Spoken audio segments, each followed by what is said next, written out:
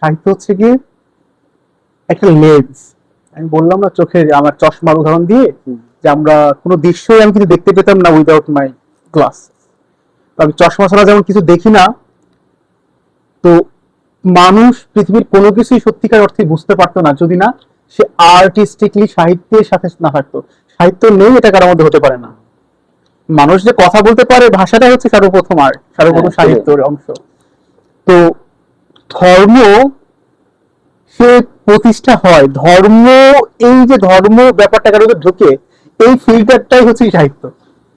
দেখো না, আমি বলি পৃথিবীর সমস্ত ধর্মীয় গ্রন্থ দেখো কবিতায় লেখা। আমি শুধু কবিতা লেখার একটা, আবার তুমি তো কোরআন অবশ্যই দেখেছো, দেখো কত সুন্দর ভাবে সুনিপুণ ভাবে লেখা, ঠিক না?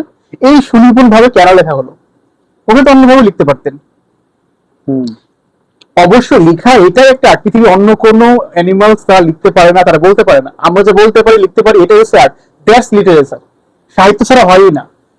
আল্লাহ আমাদের কথা শিখাইছেন, ভাষা শিখাইছেন না? অর্থাৎ যদি আল্লাহ আমাদের ভাষা শিখিয়ে থাকেন, মানে আল্লাহ আমাদের আর্ট দিয়ে রাখছেন। তার মানে কি আমার আল্লাহ আমাদেরকে সাহিত্যের মধ্যে দিয়ে রাখছেন, আমরা সাহিত্যের মধ্যেই আছি। আচ্ছা, এমনটা চিন্তা করা যায় কিনা তাহলে কি ধর্মের আগে কি সাহিত্যের জন্ম, এরকম কিছু?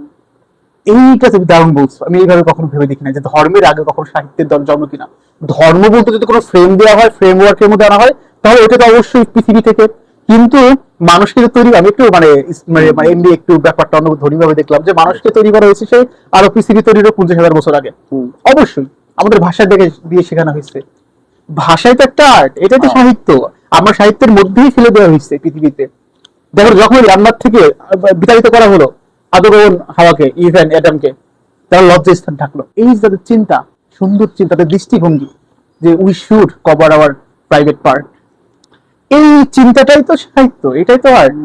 তো অবশ্যই আমাদের সাহিত্যের মধ্যেই ফেলা হয়েছে। এবং সাহিত্য যদি আমরা টিপিক্যাল অর্থে ধরি যে পৃথিবীতে এই ধর্ম এই ধর্ম, তাহলে ধর্মের আগে সাহিত্য।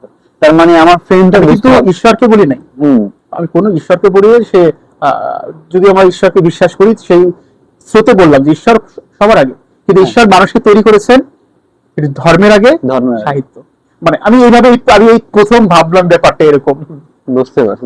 কিন্তু অবশ্যই পৃথিবী প্রতিটা ধর্ম, প্রতিটি দর্শন, প্রতিটি চিন্তা, প্রতিটি বিশ্বাসই হচ্ছে সাহিত্যের অংশ। উইদাউট লিটারেচার, উইদাউট আর্ট, আমি তো আর্ট নিয়ে বেশি কথা বলছি। তার মানে আমরা সাহিত্যটাকে বুঝতে পারলেই হচ্ছে আমরা এটা ডিফাইন করতে পারবো খুব ইজিলি, তাই না? ধর্মকে ডিফাইন, ধর্মকে বোঝার জন্য কোনো আর্ট লাগবে, সাহিত্য লাগবে। তুমি তুমি যে এখন 1400 বছর আগে তুমি মুসলিম ধর্ম অনুসারী, তুমি কি করছো, তোমার লাইফ স্টাইল, তুমি কি করবে কি করবে না, তুমি কোন ব্যাপারে বিশ্বাস রাখবে, কিয়ামতের